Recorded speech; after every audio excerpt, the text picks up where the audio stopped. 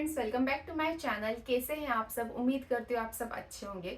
आज हम लोग बात करने वाले हैं कि अगर आपकी डिलीवरी सितंबर, अक्टूबर या नवंबर में होने वाली है तो आपको किन किन चीज़ों का ध्यान रखना है, क्योंकि ये वो महीने होते हैं जिस टाइम पर बारिश भी होती है, हल्की हल्की ठंड भी होती है और बारिश की वजह से बहुत सारे इन्फेक्शन होने के भी चांसेस रहते हैं। तो आपको बहुत सारी बातों का ध्यान रखना है जिससे आप भी हेल्दी रहे और आपका बेबी भी हेल्दी रहे और आपकी डिलीवरी अच्छे से हो जाए।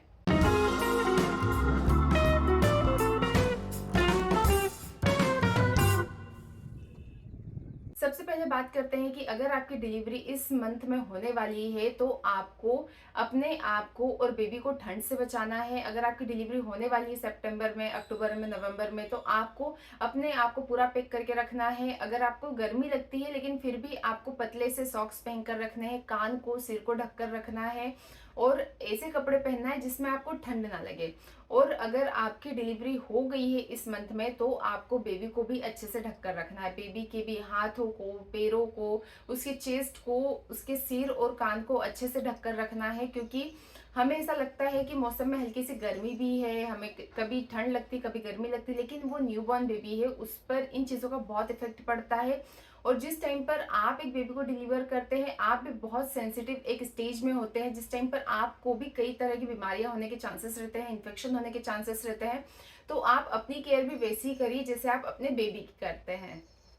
अगर इन मंथ्स में आपकी डिलीवरी होने वाली है तो आपको ये कोशिश करनी है कि आप कम से कम लोगों से मिले, क्योंकि जितने लोग आपसे मिलने आएंगे, आपके बेबी से मिलने आएंगे, तो इन्फेक्शन के चांसेस बढ़ सकते हैं। अगर बहुत इंपॉर्टेंट है, बहुत क्लोज आपके फ्रेंड्स है, फैमिली है, तो आप उनसे ये कहिए कि वो हाथ धोकर ही बेबी को हाथ में ले, मास्क पहने या फिर हैंड सैनिटाइज करे, लेकिन डायरेक्टली आपसे या आपके बेबी से ना मिले, क्योंकि स्टार्टिंग के जो कुछ दिन होते हैं ना, उन दिनों में इतने आप सेंसिटिव होते हो, आप खुद भी, बेबी तो ऑलरेडी रहता ही है लेकिन आप खुद भी बहुत ज्यादा वीक हो जाते हो, जिससे आपको अगर बीमारी होगी तो उसका इफेक्ट बेबी पर भी पड़ेगा। तो आप कोशिश करिए कि इनिशियल डेज में आप कम से कम लोगों से मिले। डिलीवरी के बाद इनिशियल डेज में आपको दूध, दलिया, दाल खानी है, ड्राई फ्रूट्स खाने हैं, हलवा खा सकते हैं और आपको अजवाइन का पानी पीना है, क्योंकि अजवाइन के पानी से आपका आपका भी डाइजेशन अच्छा रहेगा। आपका डाइजेशन अच्छा रहेगा तो मिल्क के थ्रू आपके बेबी को भी उसका पोषण मिलेगा, आपके बेबी का डाइजेशन अच्छा रहेगा। उससे जो पेट में मरोड़ होने वाली प्रॉब्लम रहती है, बेबी को भी गैस की प्रॉब्लम हो जाती है, कॉलिक हो जाता है, ये सारी प्रॉब्लम बेबी में नहीं होगी। और अजवाइन से आपकी रिकवरी भी जल्दी होती है। तो इसीलिए आपको स्टार्टिंग के 2 महीने तक, लगभग या 40 डेज तक आप ट्राई कर सकते हैं कि आपको अजवाइन और जीरे का पानी पीना है।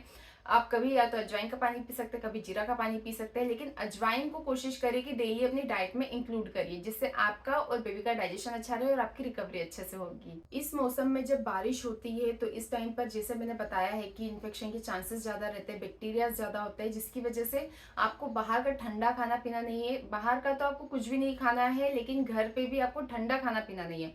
आप अच्छा खाना खाइए, हेल्दी खाना खाइए, जिससे आपको कोई इन्फेक्शन ना हो, क्योंकि क्या है ना, डिलीवरी से पहले भी अगर इन्फेक्शन हो जाए, डिलीवरी के बाद भी हो जाए, तो दोनों ही केस में बेबी के लिए भी नुकसान करता है और उस टाइम पर आपकी रिकवरी होने में भी टाइम लगता है। इसीलिए आप कोशिश करिए कि डिलीवरी से पहले आप बिल्कुल भी बाहर का खाना बंद कर दीजिए। 2 महीने पहले से ही मैं ये कहूंगी, क्योंकि जितना आप हेल्दी खाएंगे ना उतना अच्छा रहेगा आपकी डिलीवरी के लिए भी।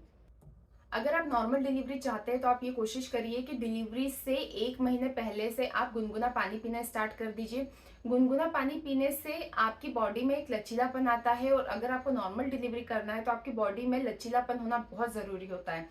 आपको इस बात का ध्यान रखना है कि आपका वेट बहुत ज्यादा ना बढ़े, क्योंकि बहुत ज्यादा वेट बढ़ने से भी नॉर्मल डिलीवरी में प्रॉब्लम आती है। अगर सोनोग्राफी में ये पता चलता है कि आपके बेबी का वेट कम है, तो बेबी का वेट बढ़ाने के लिए आप दूध, दही, पनीर खा सकते हैं, आप अंडा खा सकते हैं। 4th मंथ के बाद आप अंडा खा सकते हैं, बॉइल्ड एग 2 खा सकते हैं एक दिन में, लेकिन फिर भी अगर आपको लगता है कि कोई प्रॉब्लम हो रही है तो आप अपने डॉक्टर से पूछ सकते हैं। आप राजमा खा सकते हैं, सोया चंक्स खा सकते हैं। इन सारी चीजों से बेबी का वेट बढ़ाने में आसानी होती है।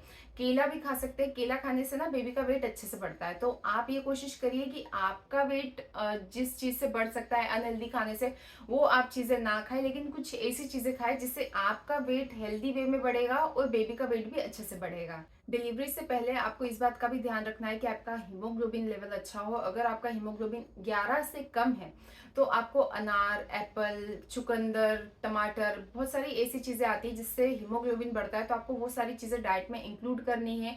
आप आयरन की टेबलेट जो आपको डॉक्टर ने दी है उससे आपको रेगुलरली खाना है, और आप मुनक्का को भिगो कर भी खा सकते हैं, इससे भी हीमोग्लोबिन बढ़ाने में हेल्प मिलती है। डिलीवरी से पहले आपको इस बात का भी ध्यान रखना है कि आपका बीपी कंट्रोल में हो, और बीपी कंट्रोल करने के लिए आपको क्या करना है कि आपको कम नमक खाना है, ग्रीन वेजिटेबल्स लेना है, आपको वॉक इंक्लूड करना है। इन छोटी छोटी चीज़ों को फॉलो करने से ना आपकी डिलीवरी में हेल्प मिलती है, और आपको पोस्ट डिलीवरी भी इन सारी चीज़ों का फायदा मिलता है। क्योंकि जब आपका बीपी और शुगर बढ़ता है तो आपको डिलीवरी में तो प्रॉब्लम आती है, आपको आफ्टर डिलीवरी भी प्रॉब्लम आएगी। इसीलिए आपको हमेशा कोशिश करना है कि बैलेंस डाइट लेना है।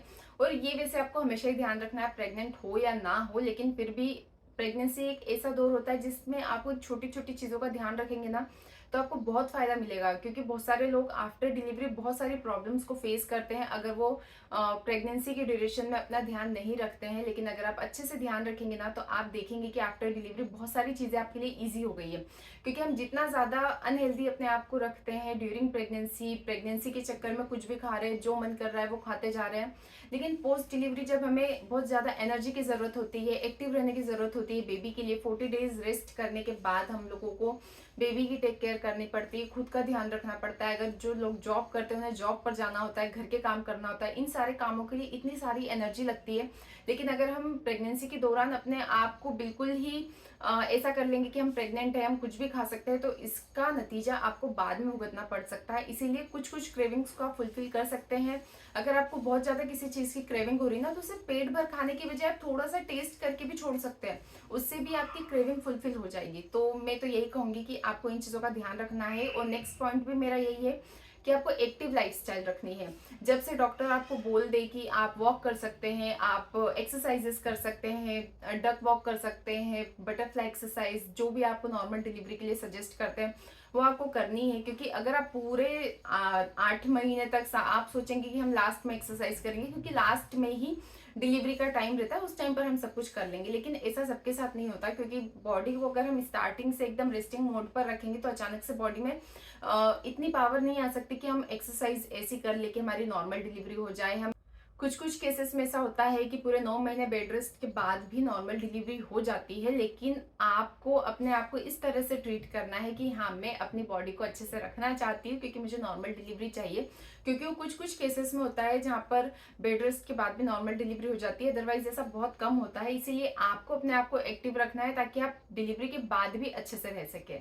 आपकी डिलीवरी जब भी होने वाली है तो आपको ध्यान रखना है कि आपका हॉस्पिटल बैग 1 महीने पहले ही प्रिपेयर हो जाना चाहिए। क्योंकि आप जब बैग पैक करेंगे ना, उस टाइम पर आपको पता चलेगा कि हाँ, ये चीज़ अभी मुझे और खरीदनी है, ये चीज़ रखनी है। बहुत सारी चीज़ें आपको धीरे धीरे पता चलती है कि ये एक्स्ट्रा रख लिया है या हमें किन चीज़ों की ज़रूरत है। इसलिए आप ये मत सोचिए कि सारा सामान घर में लाकर रखा हुआ है, जब हॉस्पिटल जिस दिन ड्यू डेट रहेगी उसके 1 हफ्ते पहले या 2-3 दिन पहले हम लोग बैग पैक कर लेंगे, ऐसा नहीं होता है। कभी कभी कुछ इमरजेंसीज भी आ सकती है जिसकी वजह से बाद में हॉस्पिटल जाकर प्रॉब्लम आती है। बार बार घर के किसी मेंबर को आप बोलोगे कि ये लेकर आना है, वो लेकर आना है, कहाँ रखा है, उन्हें नहीं पता होगा। इसीलिए आप हमेशा बैग पैक करके रखिए 1 महीने पहले से, क्योंकि उन चीज़ों की ज़रूरत आपको प्रेगनेंसी में नहीं पड़ती है। जो चीज़ें आप डिलीवरी बैग में रखोगे ना, उन चीज़ों की ज़रूरत आपको नहीं पड़ेगी। क्योंकि जो बेबी की चीज़ें वो तो ऑफ कोर्स आपके पास बेबी है नहीं, तो आपको उन चीज़ों की ज़रूरत नहीं पड़ेगी। और आपके लिए भी जो आप चीज़ें रखते हो पोस्ट डिलीवरी के लिए, जो हॉस्पिटल के लिए, तो उनकी ज़रूरत आपको प्रेगनेंसी में नहीं पड़ती। तो आप सारा बैग अच्छे से प्रिपेयर करके रख दीजिए। और उसे मैं तो ये कहूँगी कि 8-10 दिन पहले, 15 दिन पहले तो आप गाड़ी में ही रख दीजिए बैग, कि जब भी आपको पेन स्टार्ट हो आप आराम से गाड़ी में जाइए, बैठिए, आपको पता होगा कि मुझे और प्रिपरेशन नहीं करनी है। लास्ट पॉइंट है मेरा एमनियोटिक फ्लूइड को लेकर। अगर आपका एमनियोटिक फ्लूइड बहुत कम है तो आपको ध्यान रखना है कि उसका लेवल आपको बराबर रखना है, क्योंकि उसी के अंदर बेबी सेफ होता है। अगर वो कम होगा ना, तो आपकी प्री मैच्योर डिलीवरी हो सकती है, या तो फिर बेबी अंदर, मतलब बेबी को प्रॉब्लम हो सकती है। अल्टीमेटली बात ये है। तो आपको उसे मैनेज करने के लिए लिक्विड ज़्यादा से ज़्यादा लेना है। आप छाछ ले सकते हैं, पानी ले सकते हैं, नॉर्मल नारियल पानी ले सकते हैं, आप नींबू पानी ले सकते हैं। बहुत सारी चीज़ें ऐसी होती है लिक्विड जो आपके लिए हेल्दी हो। लेकिन एक बात याद रखना, लिक्विड में कभी भी आप ये जो कोल्ड ड्रिंक्स वगैरह रहती है इन्हें कभी मत लेना, क्योंकि ये सारी चीज़ें तो आपको ऐसे भी बहुत नुकसान करेगी। तो प्रेगनेंसी में तो आप सोच भी नहीं कर सकते कि वो आपके बेबी और आपके लिए कितनी नुकसानदायक है।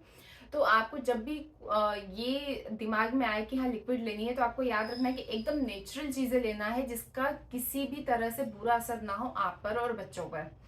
सो ये थी वो सारी टिप्स जो आपको, अगर आपकी डिलीवरी सितंबर, अक्टूबर, नवंबर में होने वाली है या आपकी डिलीवरी कभी भी होने वाली है, तो भी ये सारी, इनमें से मैक्सिमम चीज़ें काम की है आपके लिए। कुछ कुछ चीज़ें जो इन्फेक्शन वगैरह की चीज़ें हैं वो है कि वो इन्हीं मंथ्स में ज़्यादा होता है, तो उन चीज़ों का आपको ध्यान रखना है। जो ठंड से बचने वाली चीज़ें हैं, इन्फेक्शन से बचने वाली चीज़ें, ये सारी चीज़ों का आपको ध्यान रखना है। अदरवाइज ये सारी जो टिप्स मैंने आप लोगों के साथ शेयर की है, वो किसी भी मंथ में अगर आपकी डिलीवरी होने वाली है तो आपको ध्यान रखना चाहिए इन सारी चीज़ों का। आज का ये वीडियो आप लोगों को कैसा लगा मुझे ज़रूर बताना, और अगर इसी तरह की इन्फॉर्मेटिव वीडियोस आप लोगों को देखना अच्छा लगता हो तो प्लीज़ चैनल को सब्सक्राइब ज़रूर करना। और अगर आपके पास और कोई सजेशन हो तो प्लीज़ कमेंट बॉक्स में ज़रूर बताना कि आपके और क्या सजेशंस थे। आपकी डिलीवरी नॉर्मल हुई है या सीजर हुई है, वो भी कमेंट बॉक्स में ज़रूर बताना। Thank you so much for watching. Bye bye.